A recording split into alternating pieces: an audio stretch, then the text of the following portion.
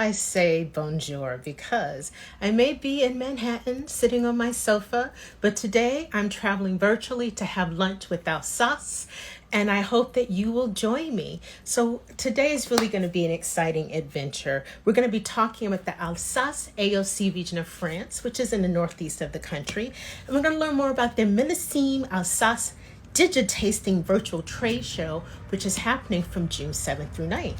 And we have a very special guest to guide us through this lunch with Alsace, Véronique Muré. Her family has been making wine in Alsace for 12 generations, starting in the 17th century, which is really impressive. So while I'm waiting to Véronique to join us, I'm going to add here in the comments, bear with me, so you all have the hashtag, which is Lunch with Alsace. And of course, because we're talking about lunch, we will also be talking about some wonderful food pairings to go with these beautiful wines. Now, Alsace, is probably best known for their Riesling, but they make so much more. It really is a diverse wine region. One of the reasons is considered one of the most diverse geologically wine regions in the world. They have 13 different soil types. So it really is an intriguing region, not only for its rich history, but also just in terms of viticulture, there's so much happening there. So bear with me just a second because I've been asked to add this to the comment section. But bonjour to all of you. I know that for wine lovers that Alsace is a region that we all enjoy very much. There's just a real, the wines are so expressive, and there's also just often a purity to the taste. So really just a pleasure to drink those wines. Okay, I think I have the link in there now. Give me a second. It's my first time actually adding this, so it's taking me a little longer than I would like, but I want to get it right. So give me one more moment.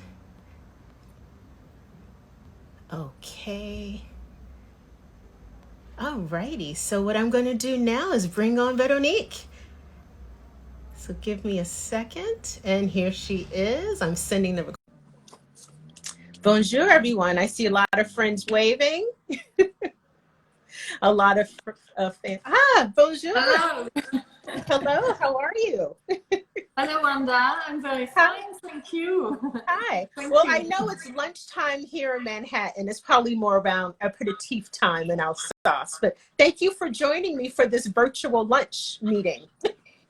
Thank you, Wanda. I'm very happy to share this moment with you. Well, I know this is an exciting time for the region because, travel is slowly coming back, but you all are keeping everyone informed through your virtual Millésime Alsace Digitasting. So can you tell us a little bit more about that? Yeah, of course. So Millésime Alsace Digitasting is a virtual trade show. We're grouping 100 Alsace producers, and it's happening from June 7th to June 9th, so next week. And we have all prepared some little samples and send them all over the world. So people can taste samples, and in the same time, we can have a virtual meeting with on the website Millésime Alsace. So, Wonderful. So some people have already received their samples, but if you don't, it's not a problem. It's not too late because people can still participate in the way that they can go and register on the website and then have a meeting with producers on the website. So not physical meeting, but a virtual meeting and a nice chat and a good way to be in contact, to keep contact. Right. And that website, we'll say it again at the end as well, but it's millesimes-alsace.com. And you can go there to register for the virtual trade show, which is June 7th through 9th. I've started to see pictures online of the little samples that are going out. So there's a lot of excitement being generated for this event. So it's virtual, but it has a lot of energy and buzz happening already. Yeah, it's a good combination of virtual, but also real tasting. Exactly. So talking about tasting, so, Alsace, it's about the winemakers, and your family has such a rich history in the region. So one of your ancestors back in the 17th century, Michel Muré, planted his first vineyard. And now here Right. we are in 2021, and you're still at it, the Muré family. Yeah. Yes, that's right. So the family story started in 1650. So that means that my brother and myself, we are the 12th generation of winemaker in the family. We always, the family always stayed in the same place. We are in Rouffach. It's in the south part of Alsace. For people Okay. who knows the region, it's in the south part. And so now we are the 12th generation. And the business was always running from father to son, or with me, father to daughter also. And we are lucky to work in family, and I'm sharing the business and the estate with my brother Thomas. Wonderful. So you and Tomas work together. So I know you're involved in kind of the administrative sside, but I get the feeling you all kind of work together across the board. Yes, we share a lot, Thomas and me, because it's right that in everyday life, Thomas is spending more time in the vineyard and in the cellar than I do, but we share a lot and we always do the tasting together. So that means that we are tasting almost together the wines in the cellar, so the new young wines that are still in tank, but also the older vintage in bottles. And we discuss a lot about the way of growing the vineyard, of the decision to make. And it's, well, we are very lucky to work together. It's a good way to share the stress, or to share also the emotion and the happiness. We share the good part and also the bad part when they happen. And also just this, you know, this joy you must get from carrying on such a rich legacy. I'm sure there's a little bit of pressure, but I'm sure overall it's a great sense of pride for your family and for the region. It means a lot for Alsace to have these family wineries that continue for generation to generation. Yes, it's a chance. And also we are lucky because our parents never told us when we were a child, they never told us, well, you will have to do that, you will have to be a winemaker. So it's really Thomas and me, it's our own decision. For me, when I was a teenager, I didn't want to work in the vineyard, not at all. I wanted to be an architect. Oh, and wow. Then at the age of 20, I realized that it's such a great chance to have this vineyard.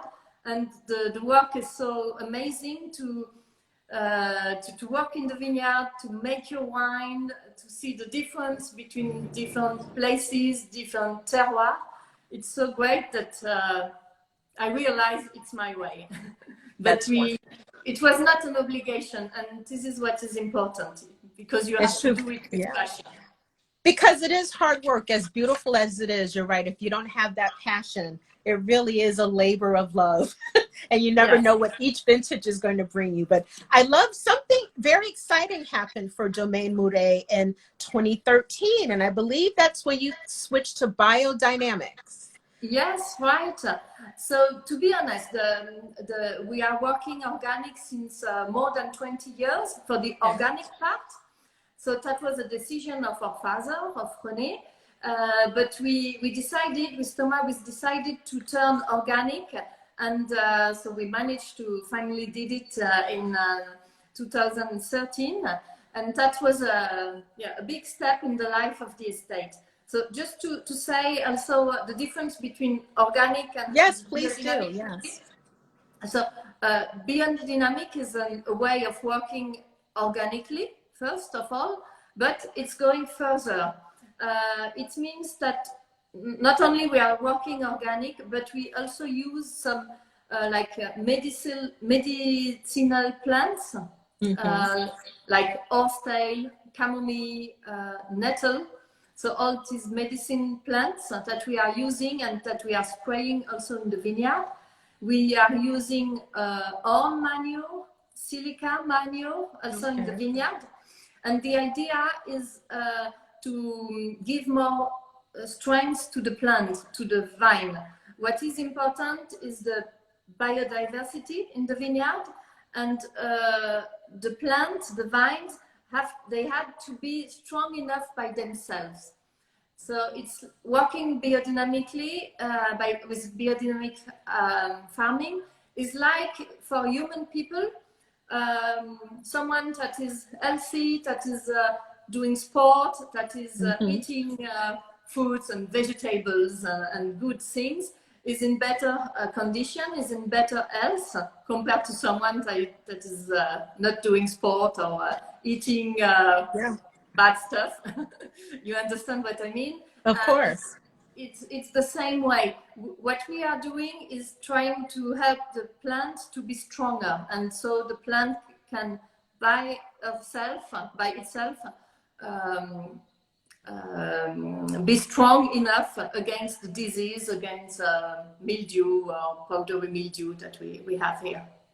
Great. So tell us a bit about your vineyards. I know you mentioned you're in the southern part of Alsace. So, geologically, what is that region like? And tell us a bit about, how many hectares you have and how many varieties you have planted.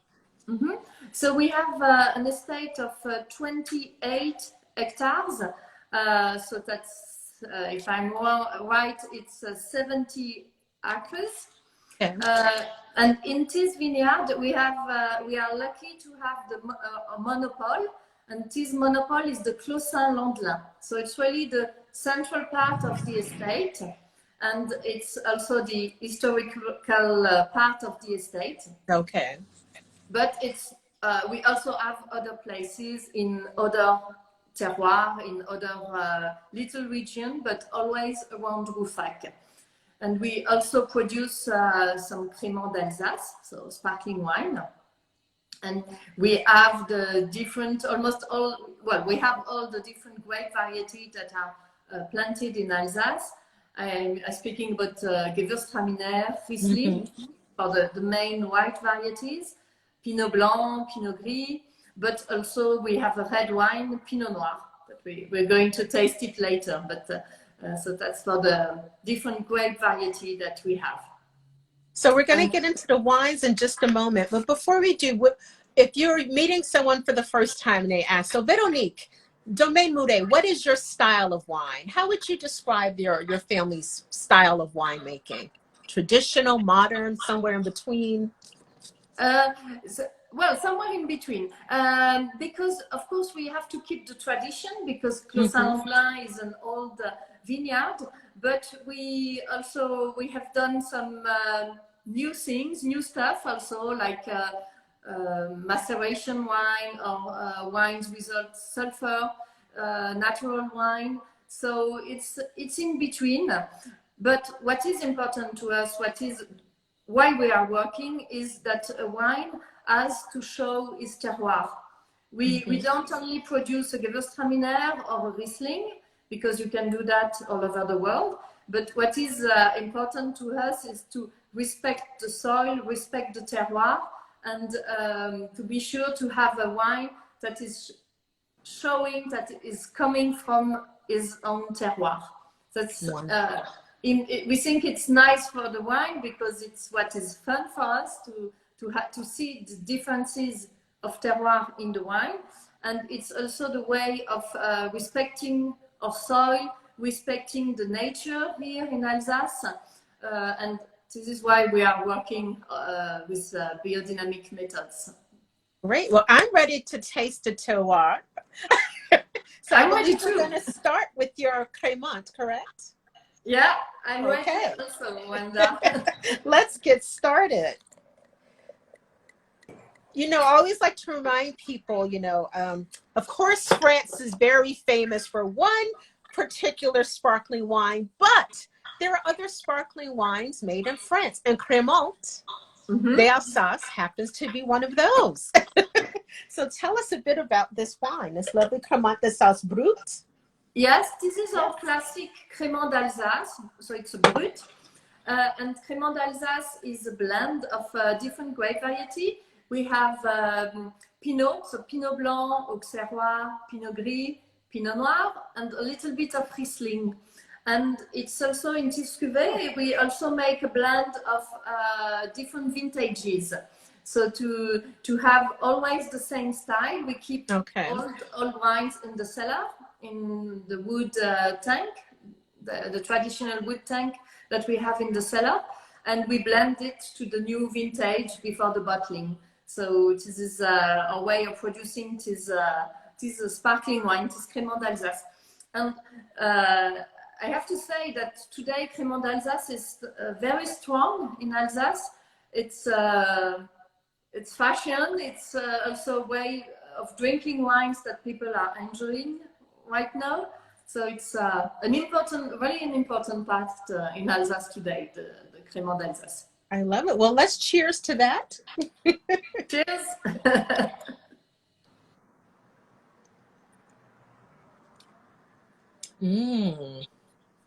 So the bubbles are not too strong. We are looking for a nice finesse, elegance in this Crémant. And what we like is also that you can feel the aromas of the white wines of our region.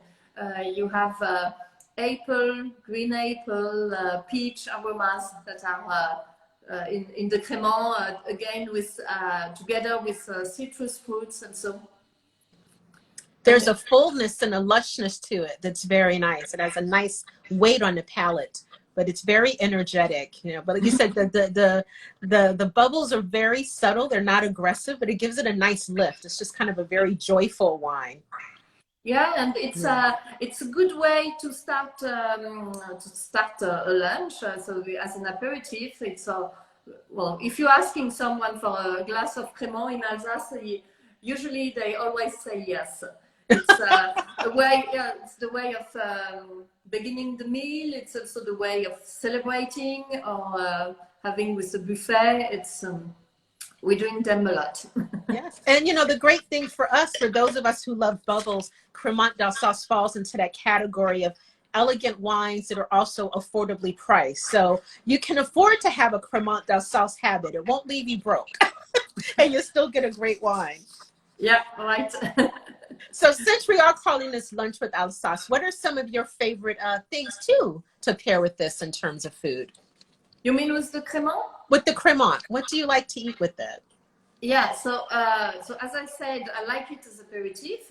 But what is also very nice is with some cheese, like we have in France this very creamy, like chaours, or very creamy and almost fat cheese. Ah, okay. But it's very well because, as you say, the bubbles are giving some peps, some how can I say, vivacity. And it helps with the cheese, so it is the way I like it. But also, if you are more looking for something more for the good days, also a fish with a creamy sauce is also a nice combination with the Crémant. So not only aperitif, but also with some cheese or with a nice combination with fish with a nice little sauce. Yeah, I was even thinking, you know, here in the Northeast, we love lobster rolls this time of year. So it's lobster with like a little tiny bit of mayo, not a lot, but I think with that freshness and that slight sweetness of the lobster meat would pair really beautifully with this. So. Yeah, I agree. And I love lobster. So. Yeah. Well, great. So I'm excited to move to the next wine because now we're going to go to Clos Saint-Landelon, right? Right. I join you also. I take my good glass. Okay. So we're actually going to go to the Pinot Noir 2016, I believe, right? Yeah, right. I have the same. Great. And this is from your historical vineyard. It's the Monopole single vineyard wine. Mm-hmm. So that's always something quite special. Yes, absolutely. And Pinot Noir, I mean, when you think about Alsace, maybe you don't think about red wine first. Yeah. But no, since 10 years, 15 years, there really is something going on in Alsace with Pinot Noir. And in this vineyard, in Rouffach, in our village, there was, since 2 or 3 centuries, we have an history with Pinot Noir. There was always a lot of red wine and Rouffach. So, I mean, two centuries ago, we have found old books saying that Rouffach was known for its red wine. Oh, okay. And there was even someone writing that if you are going to Rouffach, you can taste the white wines because they are not so bad. That means that people were coming in our village to buy red wine and not To buy red. Yeah. So we have a little bit lost this idea, but still my grandfather used to have Pinot Noir, and he used to be friend with winemakers in Burgundy. So that means that the plantation of vineyard of Pinot Noir that we have from the 60s or the 70s, my grandfather used to buy the plants in Burgundy. And oh, okay. Friends, and then come back with nice selection. And also this Pinot Noir from the Clos Saint-Landelin is an old vine. We have so some vines they are 30 years old, so they are also a selection of very nice and fine Pinot Noir. So with little berries, little grapes, and it helps to get this concentration and finesse in this Pinot Noir. You know, we always talk about Pinot Noir as being the heartbreak grape because it produces beautiful wines, but it is not an easy grape to cultivate. So I would love to hear about why Pinot Noir does well in the terroir of the Clos Saint-Landelin monopole. What qualities does it bring? For us, the main point is the soil. We are on clay and limestone, and so it's the same family of soil as in Burgundy. And Pinot Noir is really a good combination with this type of soil. We have the clay, so a lot of stones, and they give finesse to the wines, but there is also some clay. And if you are walking in the vineyard, you see that the soil is almost red. It's not, not red, but almost red because it's rich in iron. And that means that iron is an element that is in the soil, but is going in the plant and going in the grapes and then be in the juice and in the wine. And the iron, this element is can make a chemical combination in the wine with the color, with the tannins. And usually if you see a soil that is red, that is rich in iron, it's a good soil for red wine. And so that's the one explanation is the soil. And it's also that the Clos Saint-Landelin is located south facing on terraces. Okay. The Pinot Noir are on the top, and it's very windy. So also the wind is dry after rain. The wind is drying the grapes, so there is no botrytis, no rot. And it's also so the combination of the exposition, the soil, and the wind that we have. Wonderful. Yeah, it sounds like it's perfect location for Pinot Noir. So the nose already, I mean, I'm really very intrigued because I find the fruit very vibrant, but there's a little bit of like an herbaceous quality that adds another layer to it in terms of the aroma.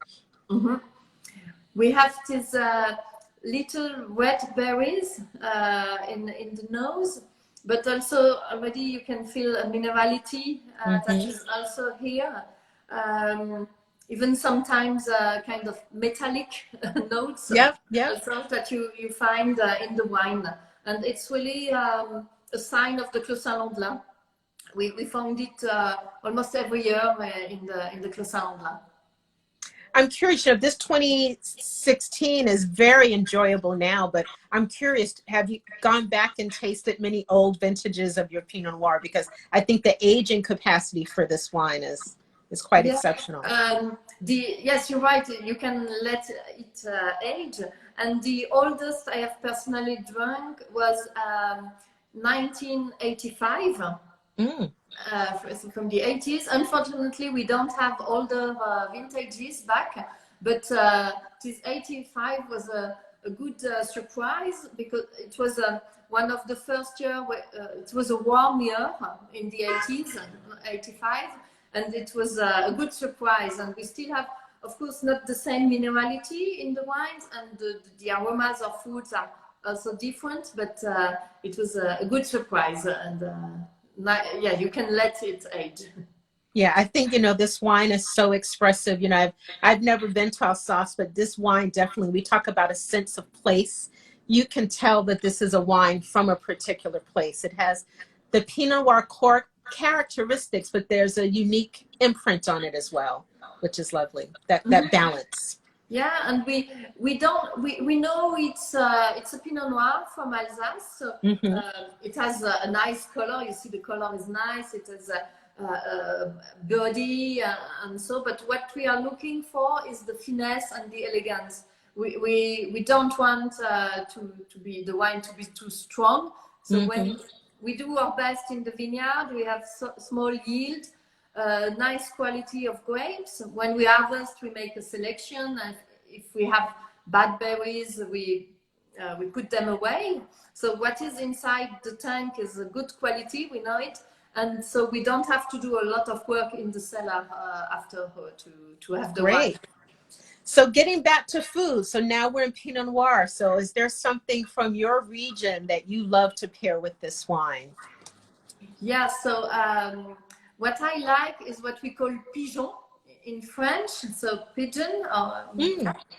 So that's because it's a red meat, but it's also all finesse and elegance. So this is the perfect combination. And really the perfect combination is we have a restaurant, a famous restaurant in Alsace called l'Auberge de Lille. So it's a 3 Michelin star sorry, 2 Michelin star now, but it's a very famous restaurant in Alsace with a long history, and they make pigeon, and it's really a wonderful combination with this Pinot Noir.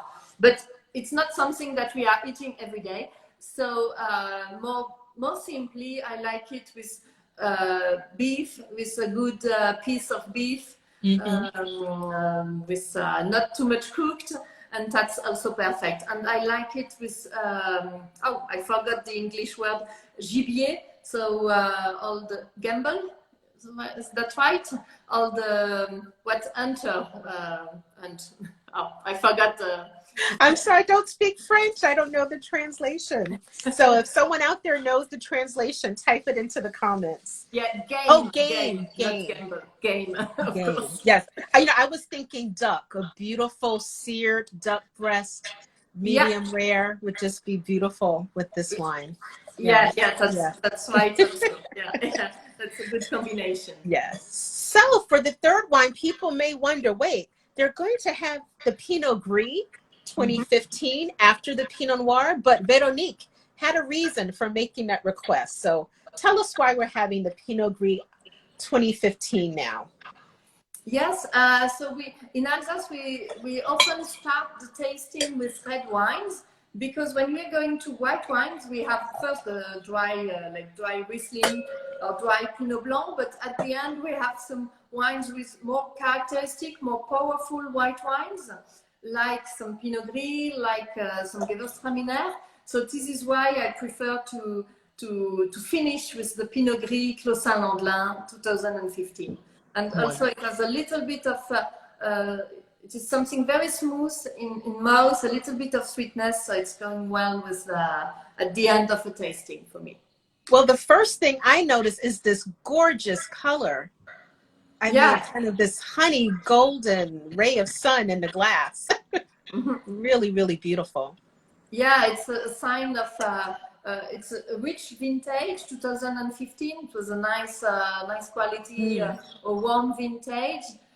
And the wines always, from Clos Saint-Landelin, they are always, they have good color. Yeah, that is just stunning. You don't often see that in a Pinot Gris. I mean, that's just stunning. So beautiful. So as soon as you see it, your mouth starts watering.